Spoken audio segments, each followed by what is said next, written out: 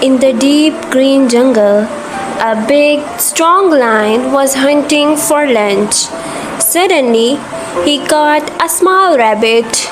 The rabbit trembled in fear.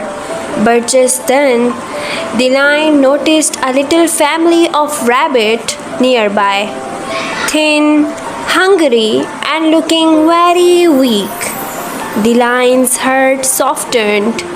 Go on, little rabbit, he said gently.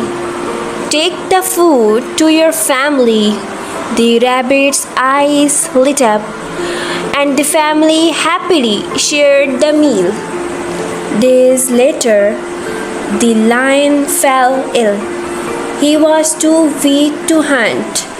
Just when he thought he would starve, the same rabbits arrived, carrying fresh berries and vegetables. They took care of him until he was strong again. From that day on, the lion knew when you share kindness, it always comes back to you. So, little kids, the lesson of the story is sharing makes the world a better and kinder place.